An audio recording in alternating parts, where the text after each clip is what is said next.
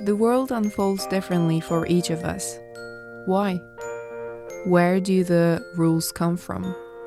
Within each of us, there is a unique philosophy shaping our thoughts, beliefs, feelings, worldviews, and actions. This is Inner Dialogues with Ecem, an introspective space for curious souls and minds. This is where you get to understand your individual philosophy that writes the script of your life. This is where we unveil the inner wisdom that guides you. Yep, that was your inner sage knocking the door. Let's go and chat with him.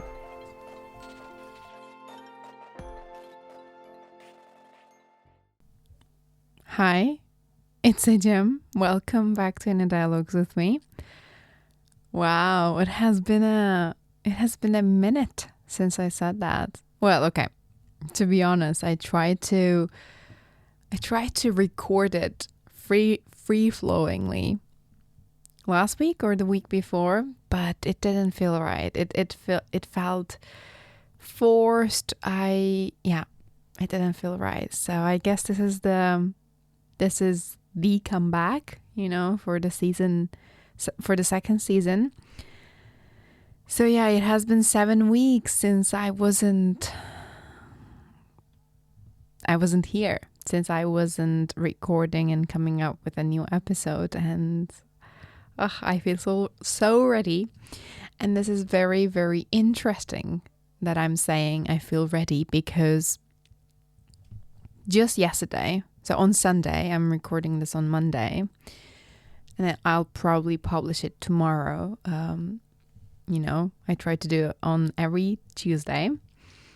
I want to stick to that schedule. But anyway, on Sunday, yesterday, I did a session with one of my dearest friends, and I want to now that I realize, I woke up with this inspiration and determination of, okay, I'm gonna record today. I'm gonna write some things, and I'm gonna start recording today. With that determination, I started the week, and I think yesterday, that session, that chat, we have almost 3 hours, for like 3 hours, I'm pretty sure.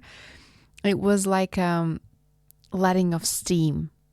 Yeah. So we were just like, well, I was just, I'm going to speak on my behalf, but I was just like letting off steam. I told to my friend that I was just in this phase where I don't know what to do. Like, I don't know where to start. I have ideas. I have ideas that I never had before. I'm feeling very different when it comes to my personal life, when it comes to my business, when it comes to where I want to go from here. But I don't know where to start. And by now, I'm sure that this phrase, incubation, is very central in my life. And the place that I am right now, it was full of incubation. So there was this toxication I was feeling because of all the realizations, because of all the growth, because of all the inner work that I've been doing, and business growth I've been doing. But there wasn't any action, like tangible, consistent action, I feel like. And that created toxication, that created stuckness, like further stuckness. So even yesterday, we wanted to meet online because my friend lives in Paris. So of course we cannot meet in person. So, and I told her that I want her to be a guest on my podcast. So the second season, I wanted to invite people to this space with whom I converse deeply, on like as a natural way of conversing with each other. So she is, of course, one of those people, if not the first person who introduced me to the world of deep conversations, I would say, in high school. So it made sense, and it made sense for me to start with her.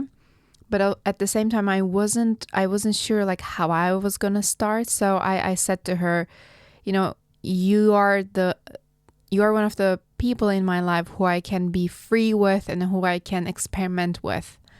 So we experimented with recording an episode, one of our chats, and that created like further ideas for us to work together and create something together. So that is still a work in progress. Well, it only happened yesterday, so we'll work on it. But now I'm realizing, talking out there, like starting this wheel of podcast, so to say, put me in a mindset to come back here, to start the second season.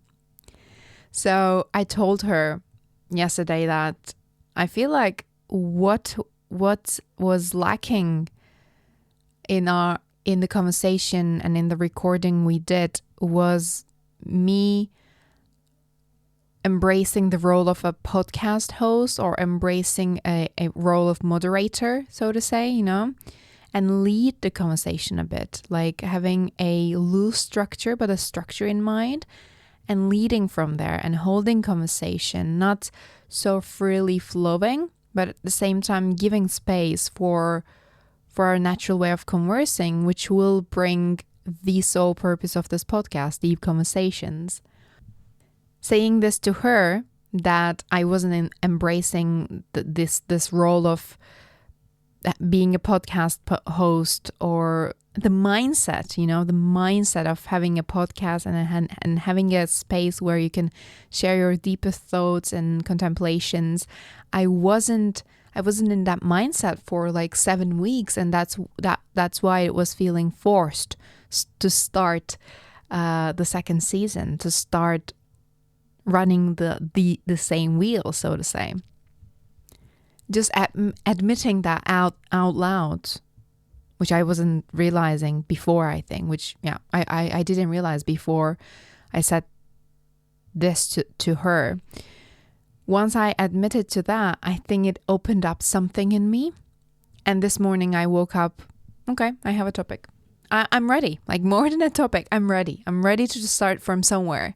It doesn't feel like a burden, but it feels like me. It feels flowy to go and start writing and start recording, basically. And it has been like 7 minutes now since I started recording, and I'm just speaking here free-flowingly. So, long story short, yesterday's chat/podcast recording session with my dearest friend, was my way of letting off steam, so that I can come here and show up and start this cycle of, second season. So, yeah, as I said, I have some opinions. I have some ideas about the second season, for inviting people over to come and have a chat with me. It's not going to be in an interview format, but it's as I said, it's going to be in a format of conversations, like the reason why we are here, deep conversations that will mirror ourselves back to ourselves. And I have a better structure in mind since yesterday.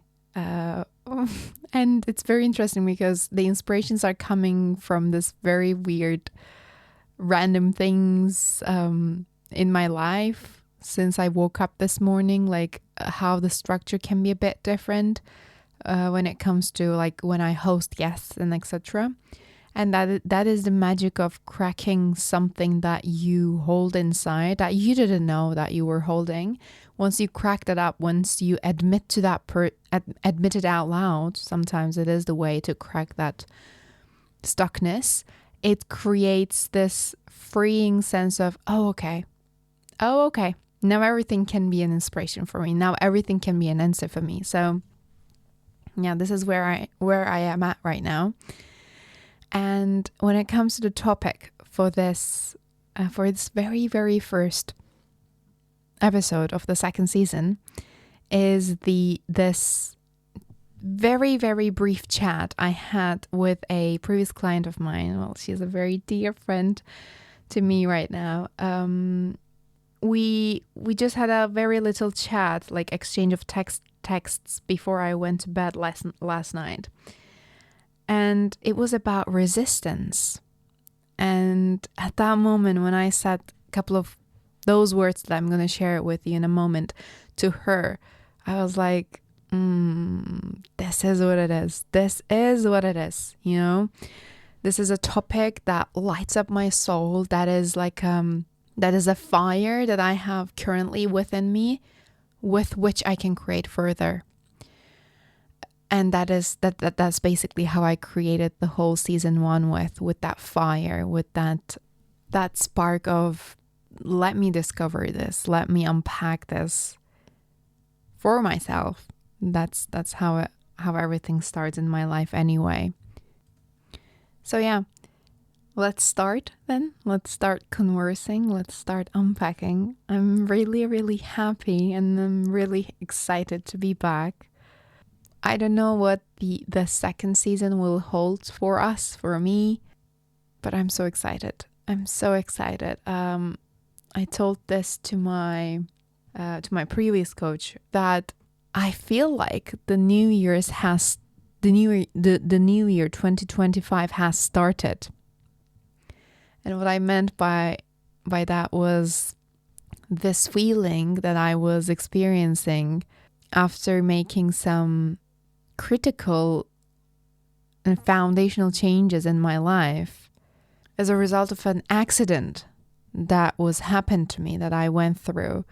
I briefly mentioned it in Philos, the weekly, well, kind of weekly journal, like newsletter that I have.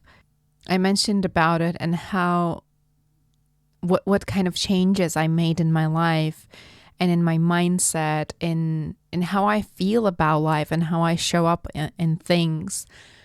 I talked further about it there, but why I say it here again is that I'm starting with this new aspirations and with this new mindset to this second season, because everything is very personal and everything is a mirror here of everything I have in my life. I said a lot of everything in the last minute or so. But yes, that's why it will be, I feel like the second season will be different compared to the season 1. Following all the new aspirations and ideas and the new way that I want to have in my life.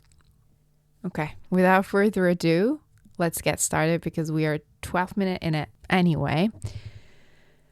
So how it all started with this resistance topic, yesterday was one of my previous clients, as I said, and she's a friend now. She asked me, how are you? How was your week? And I said to her, I'm good, actually. I'm very well. I love when you ask me about my week, like randomly. It makes me stop for a second and reflect on how I spent the week.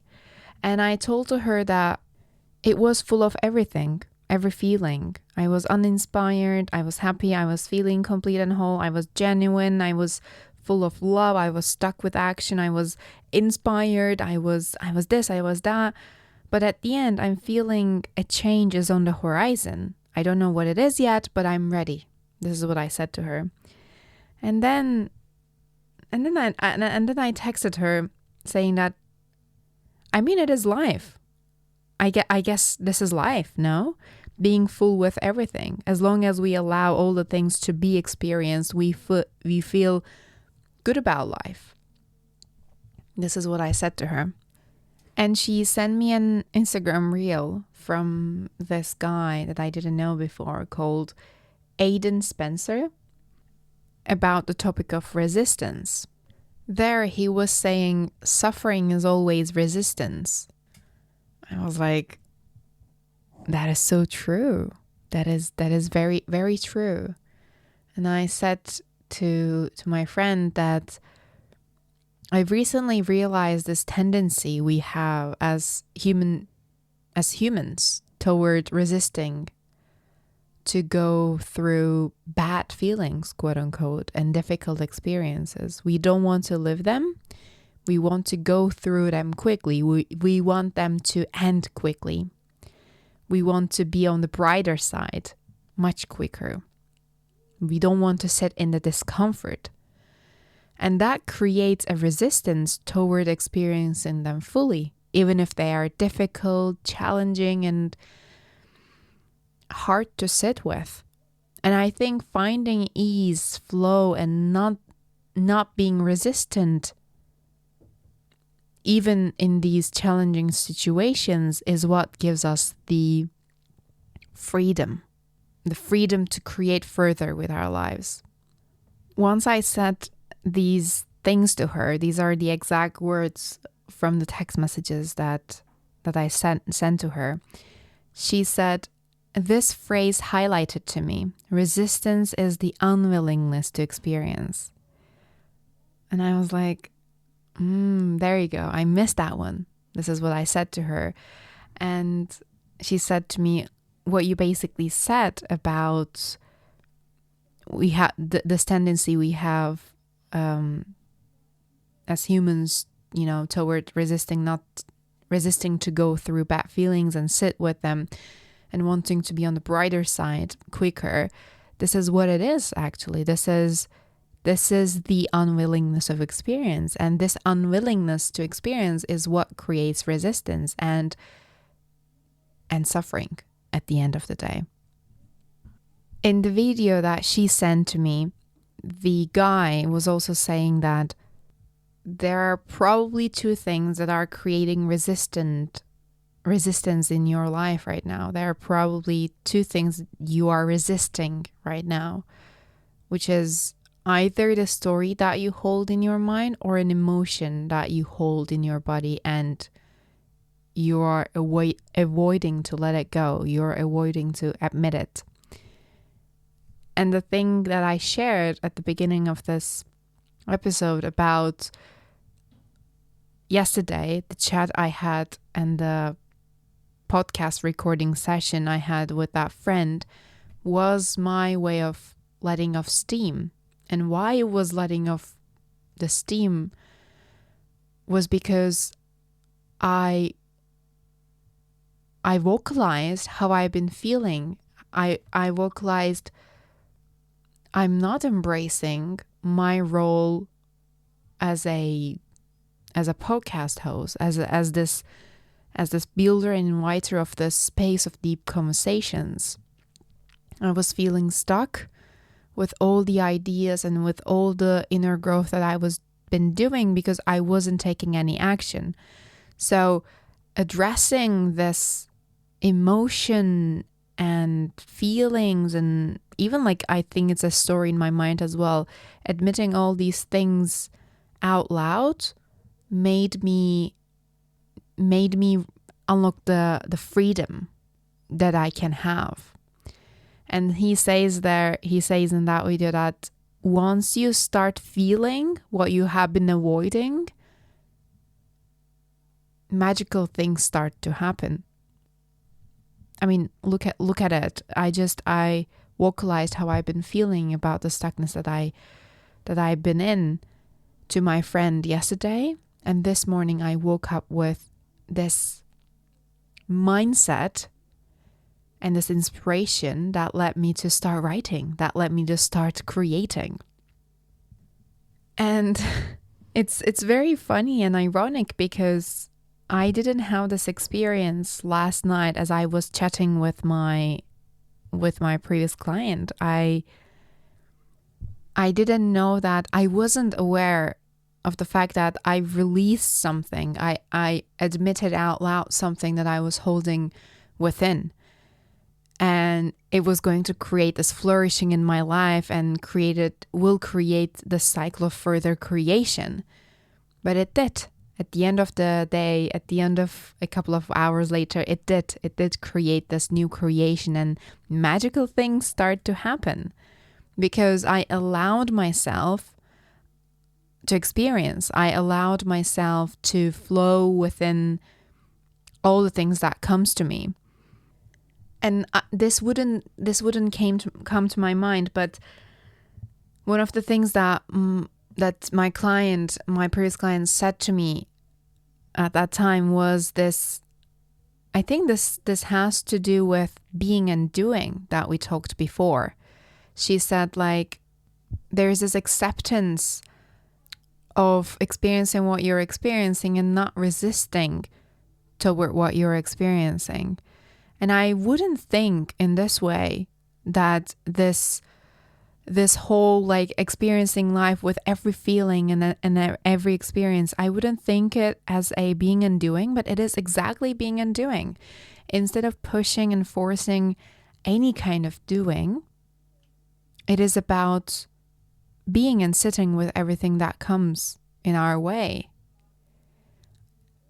Even if we label it as bad, even if we label it as difficult and challenging or good and the best thing that ever happened to me, sitting with everything that comes to us, it puts us in the position of embracing life and move into the position of being the creator of our lives, because we stick with being, not like doing life. So this is what I think. So trying to digest and go through these feelings that we've been feeling or the situations that we go through and try to move on to the brighter side of things, that is doing. That is like, let me go through this, let me digest this so that I can do this, so that I can do that. And this was the cycle that I was in.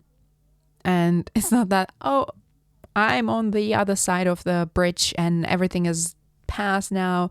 It's not that, but I'm started to see this tendency I had in the 7 weeks of time where I created myself, where I forced myself to do life, where I forced myself to create something, where I forced myself to show up with all the shoulds that I created for myself, which created resistance.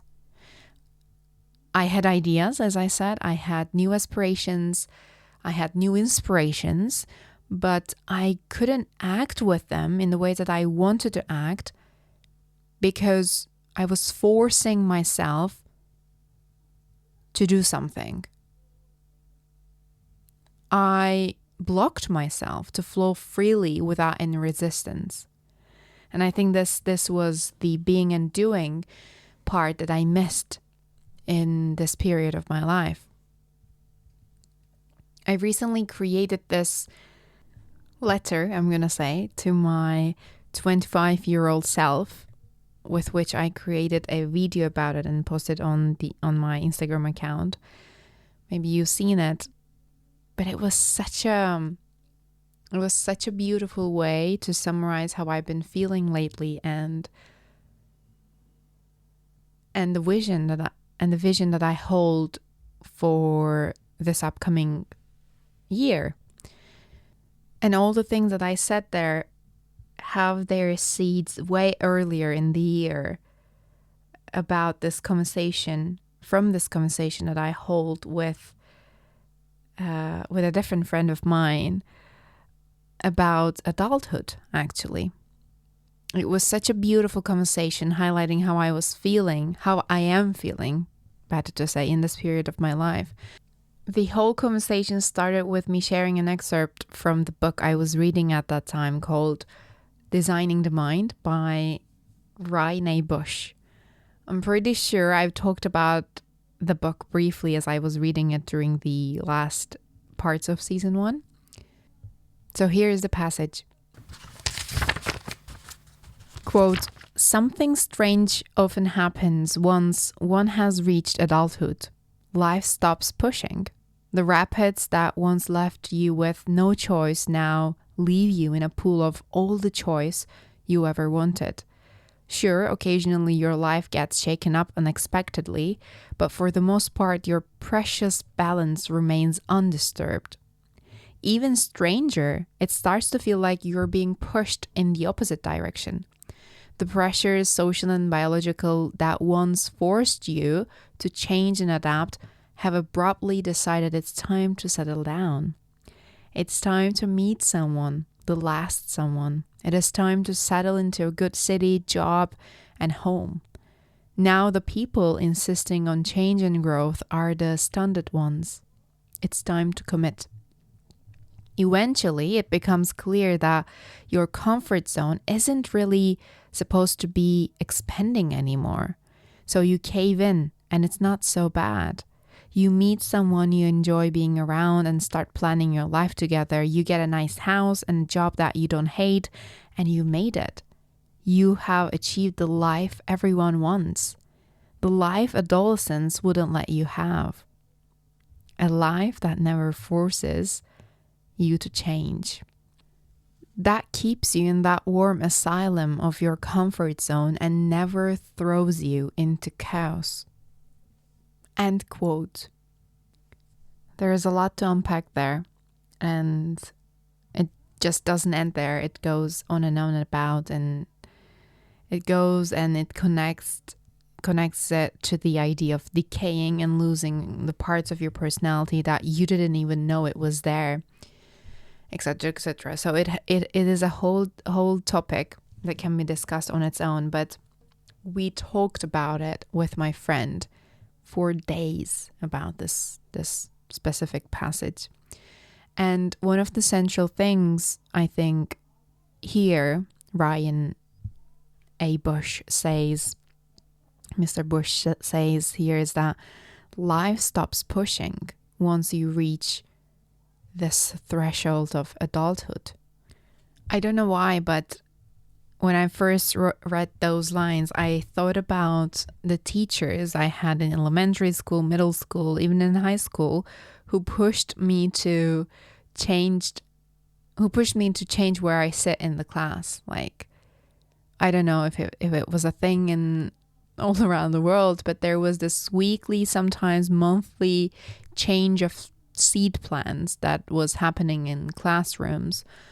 And I hated them because I'm someone who wants to stay and work and study from the same place always to keep my sanity. And yeah, it is very against my nature, and it puts me directly out of my comfort zone to change where I'm settled in.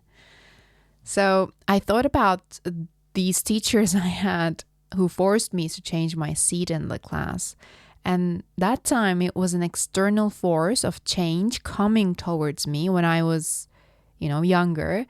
And I guarded myself and I tried to say no to that change and show my personality in that period. And most of the time it created resistance because life was pushing me to change me. Life was pushing at and trying to changing me by its nature, while I was pushing life not to push me. So I didn't want to change my seat in the classroom, but my teacher was insisting on change of seat plan. So there was this push from my teacher to change my comfort zone. But I didn't want to ease myself into that push. Rather, I wanted to stay where I was sitting in that class. So I implied a push toward the push that was coming at me. Do we have a push counter, by the way? Like how many times I said push? So, but yeah, this created resistance because there was this push and I pushed against it. But in adulthood, it feels like, okay, I don't want to say adulthood, but where I am at right now, or like once this threshold of okay, I'm going to stick with the word adulthood, but once you feel like you reach the threshold of adulthood, once you reach adulthood, it feels like it literally how the author says here, like you have a pool of all the choices you ever wanted, and those choices weren't available to you in your adolescence life. The life adolescence wouldn't let you have. Now I have the life that my adolescence self wouldn't were to get, But how am I using all those choices I have? I'm swimming in the pool of all the choices, but somehow I'm not eager to use all the choices I have. Like on a surface level, this is how I think about the life adolescents wouldn't let you have with that phrase. Coming back home late. Yeah? That was a big taboo. That was a big thing as when we were a kid, because your parents told you to come back home early, or you cannot go out to these certain areas on your own, or earning, like having your own money and knowing where to spend your money to, and all the other things that were luxuries to our adolescence self are like our basic things we have as adults right now, young adults or adults. However, I don't have the same push, same eagerness to use all these options that I have. And in that sense, I think Ryan Bush says life stops pushing. So it's not that there are less challenges and there's like less changes that are required once you hit adulthood. It's not that. That's not how I understand life stops pushing. There's this acceptance, and there is less resistance toward the changes that I have around me, toward the situations that life puts me in. So this is how I would rephrase the phrase life stops pushing. Life might feel like it stops pushing, but I think it's more like we settle within ourselves. That is the, I think, conclusion we come to my friend at that time when we were discussing about this passage. Because we still feel that push, but there's, as I said, there's less resistance and more acceptance to that push. My friend said this specific sentence, there is more acceptance before questioning and before trying to change it. So you come from this place of, let me understand it first before I argue against it, before I question it, before I try to change it. So we are coming back to the same point of the video that my previous client shared with me about resistance. There's less resistance because you stopped pushing against the change of force that is coming towards you, if that makes sense. So for me, when I was thinking about this topic of resistance, it reminded me of the conversation I had with this friend over this passage, because I think it's the same concept of not resisting and accepting what it comes, and letting yourself sitting with the discomfort of those challenging feelings and situations, and not like bypass them, which can give you the pool of choices. And how, this is how Ryan Bush says, but how the guy on that Instagram reel was saying, the magical things will happen to you once you stop resisting and admit where you were resisting at the first place. And one of the core things and core concepts in this idea of life stops pushing, and there is this pool of all the choices we ever wanted. Behind all these concepts, I think there is the idea of settling within ourselves, settling within me. And that was one of the central topics in that video that I created for my 25th birthday.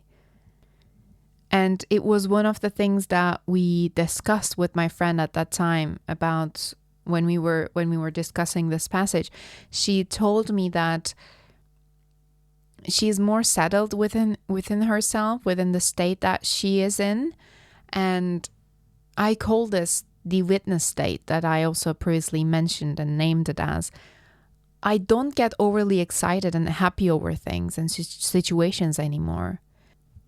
I don't fall into my pieces when sadness comes, although I thought I would fall apart when that thing were to happen to me. Did I get numb? Does this mean did I get insensitive or stolid? I don't think so.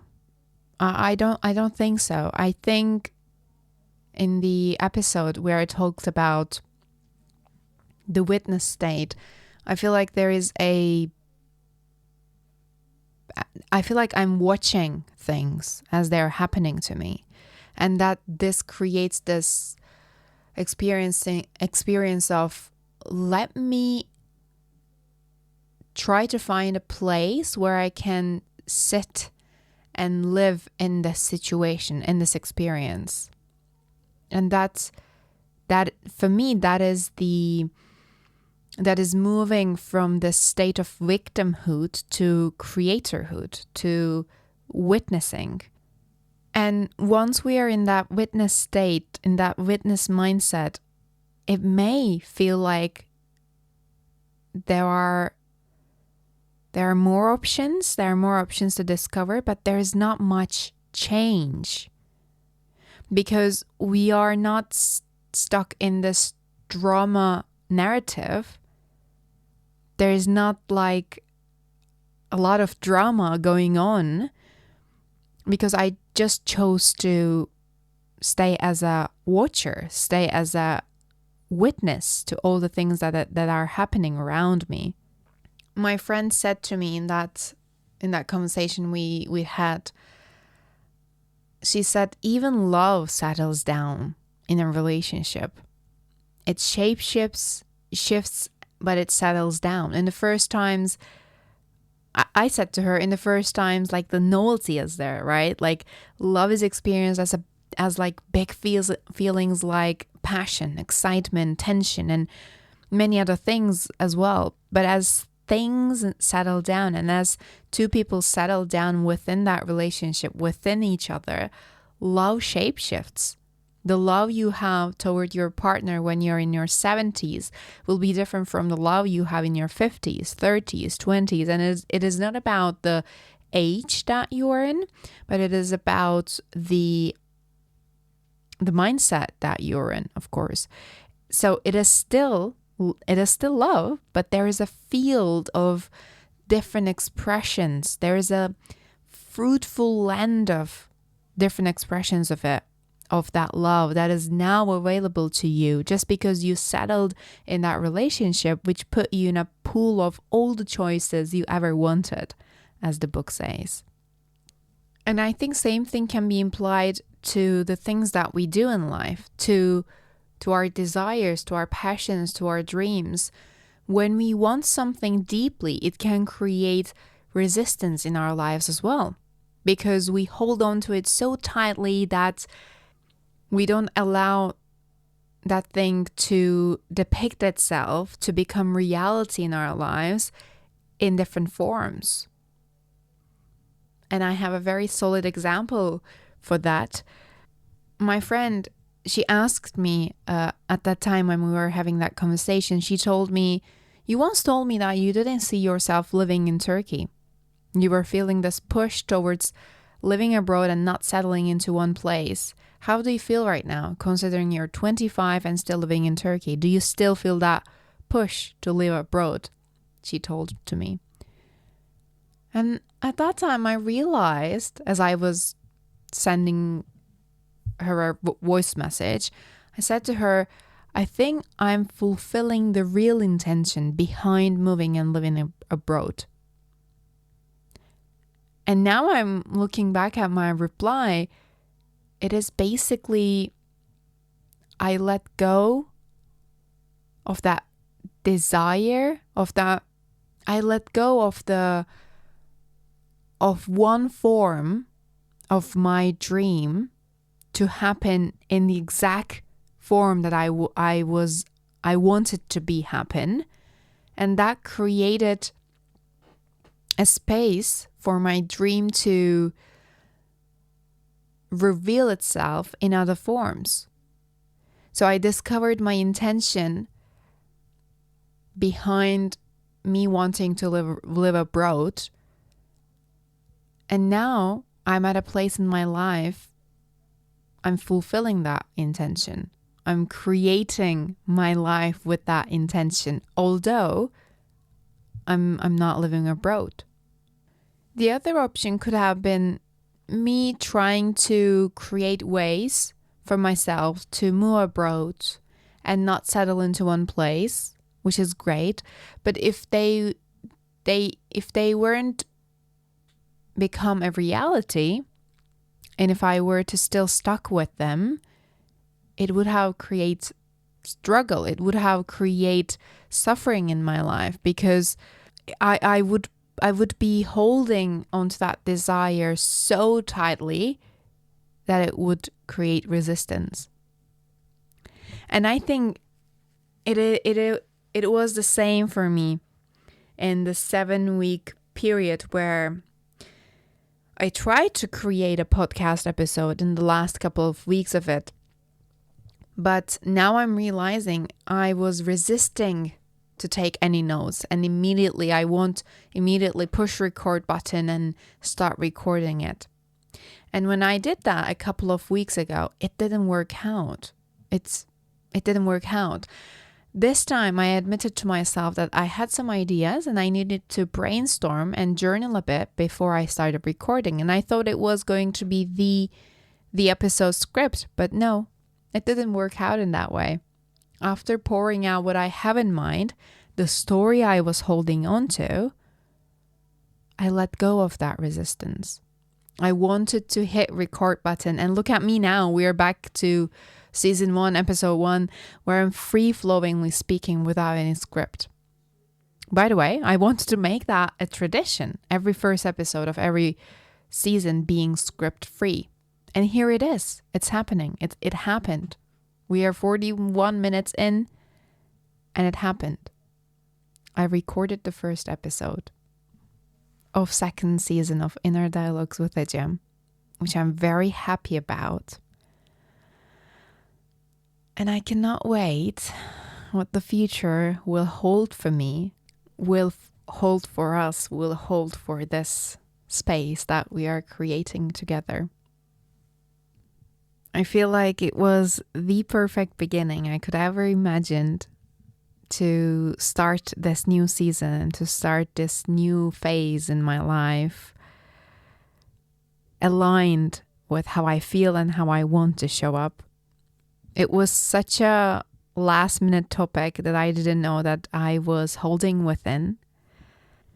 But I guess the keywords of my life nowadays are resistance, allowing spaces, creating spaces to digest and respond.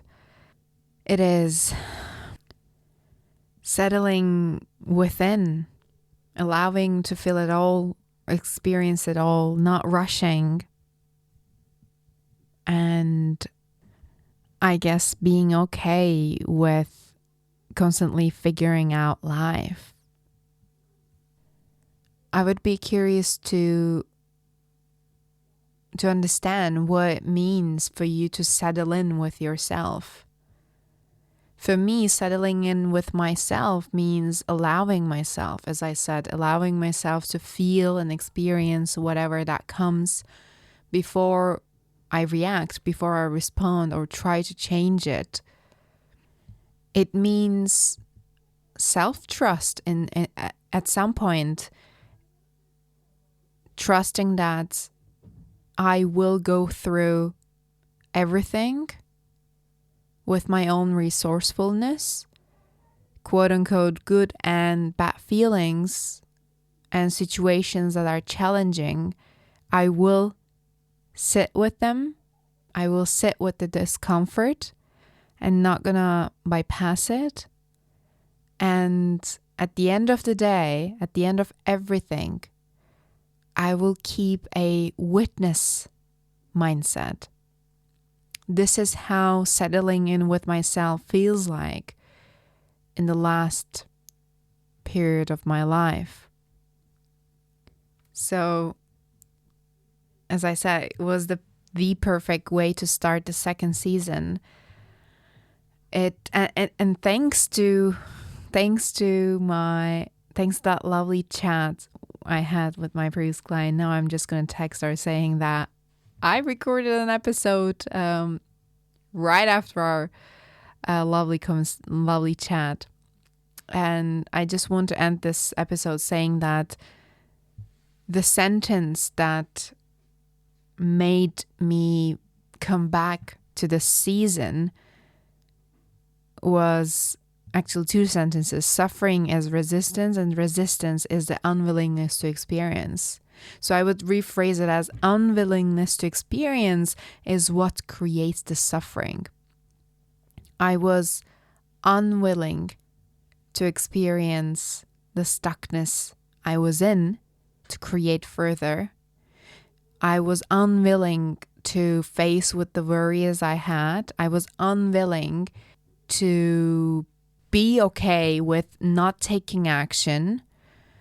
I was unwilling to admit that I was going through this and that created suffering in my creation. That created suffering and stuckness in how I felt. So I would ask you, what is that thing that you're resisting right now without you knowing? Because resistance, that is the tricky part with resistance. I think it can be sneaky. We may not be aware of it. And I would ask you, another thing that I would ask you is that how do you know when you're settled within you? Settled in that friendship, settled in that relationship, settled in that situation. More questions for us to reflect on and live by, and more about my personal take on the topic of resistance will be on Philos. You can find all the details in the description as always. But till then, thanks for tuning in today. As our conversation for today fades away, may you find your echoes of it that resonate within you. Thanks for listening today. This is Inner Dialogues with Ecem, a place where you discover your inner you, a place where you belong. Take care.